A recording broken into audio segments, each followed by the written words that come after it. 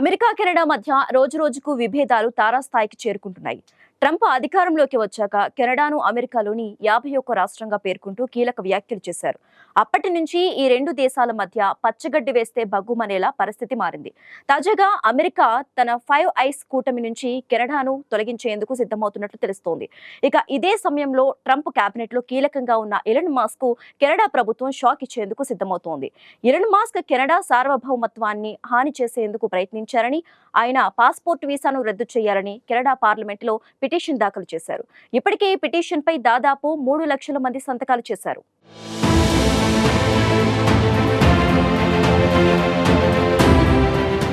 పౌరసత్వంపై America అధ్యక్షుడు Donald Trump కీలక నిర్ణయాలు తీసుకుంటున్నారు. ఇప్పటికే అక్రమంగా వలస ఉంటున్న వారిని స్వదేశాలకు పంపేస్తున్నారు. ఈ నేపథ్యంలో ట్రంప్ సర్కారుకు షాక్ ఇచ్చేలా కెనడా ప్రభుత్వం చర్యలు తీసుకోవడం ప్రారంభించింది. తాజాగా కెనడా పార్లమెంటులో మస్క్పై ఒక పిటిషన్ దాఖలైంది. ఎలన్ మస్క్ కెనడా సార్వభౌమత్వానికి హాని చేసేందుకు ప్రయత్నించారని ఆరోపించారు. మస్క్ కెనడా పౌరసత్వం, పాస్పోర్ట్ రద్దు చేయాలని ఈ పిటిషన్లో పేర్కొన్నారు. ఇప్పటికే ఈ పిటిషన్పై 2,82,000 మంది కెనడా పౌరులు సంతకాలు చేశారు. ఇక ఈ పిటిషన్ జూన్ 20 వరకు ఓపెన్లోనే ఉంటుంది. ఈ పిటిషన్ను క్యూలియా రీడ్ ఎన్డీపీ పార్లమెంట్ సభ్యుడు చార్లీ ఆంగస్ తయారు చేశారు. ప్రస్తుతం మస్క్ విదేశీ ప్రభుత్వంలో భాగస్వామి అయ్యారని, కెనడా సార్వభౌమత్వంపై దాడి చేసేందుకు ఆయన ప్రయత్నించారని పిటిషన్లో ఆరోపించారు.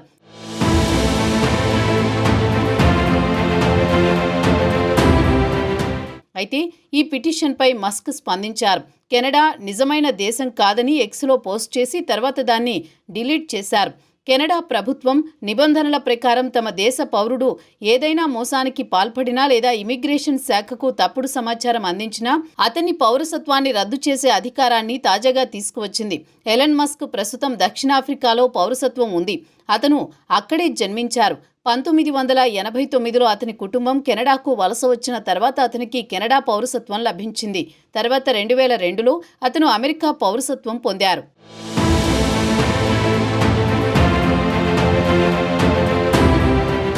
ట్రంప్ అధికారం చేపట్టినప్పటి నుంచి కెనడాకు వ్యతిరేకంగా ప్రవర్తిస్తున్నారు. ఈ రెండు దేశాల మధ్య విభేదాలు రోజురోజుకు పెరిగిపోతున్నాయి. అమెరికా తన ప్రధాన మిత్ర దేశాలతో కలిసి ఏర్పాటు చేసిన రహస్య ఇంటెలిజెన్స్ కూటమి 5 ఐస్ నుంచి కెనడాను బహిష్కరించే ప్రయత్నాలు జరుగుతున్నట్లు తెలుస్తోంది. ట్రంప్కు అత్యంత సన్నిహిత సలహాదారుల్లో ఒకరైన పీటర్ నవర్రో ఈ మేరకు ప్రతిపాదనలు సిద్ధం చేస్తున్నారు. ఈ విషయంపై చర్చలు జరుగుతున్నట్లు తెలుస్తోంది. కెనడాపై తీవ్రస్థాయిలో ఒత్తిడి పెంచేందుకే ఈ నిర్ణయం తీసుకున్నారు. ఈ ప్రతిపాదనకు ట్రంప్ కూడా మద్దతు తెలిపారు. పీటర్ ఈ ప్రతిపాదన తీసుకొచ్చిన సమయంలో ఉపాధ్యక్షుడు జేడీ వాన్స్ బ్రిటన్ను కూడా విమర్శించారు. అక్కడ పెరుగుతున్న వలస ముస్లిం జనాభాను ఎత్తిచూపుతూ బ్రిటన్ అణ్వాయుధాలు కలిగిన దేశంగా మారుతోందని ఆరోపించారు.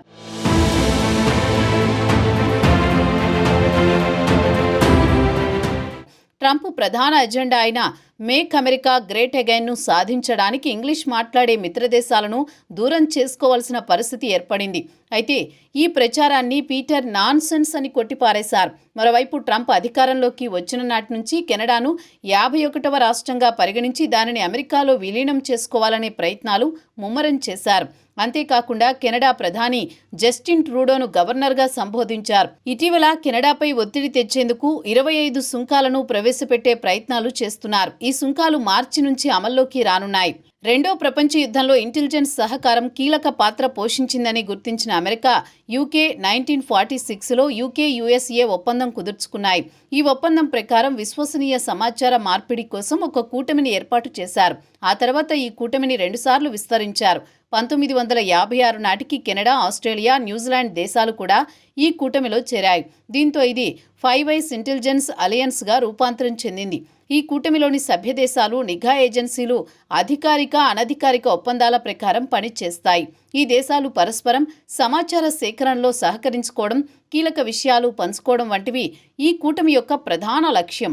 మొబైల్ నెట్వర్క్, ఇంటర్నెట్, రాడార్, ఆయుధ వ్యవస్థల కమ్యూనికేషన్ సిస్టమ్స్ నుంచి వెలువడే ఎలక్ట్రానిక్ సిగ్నళ్లను సేకరించడంతో పాటు ఉపగ్రహాల ద్వారా లభించే డేటాను ఈ దేశాలు పంచుకుంటాయి. ఈ 5 దేశాల మధ్య అనేక ఒప్పందాలు కూడా జరిగాయి. అయితే ఈ 5 దేశాలు ప్రధానంగా ఆంగ్ల భాషను మాత్రమే మాట్లాడతాయి. భారత్తో ఖలిస్తానీ వివాదం సమయంలో కెనడా ఈ కూటమి అడ్డుపెట్టుకుని భారత్పై తప్పుడు ప్రచారం చేసింది.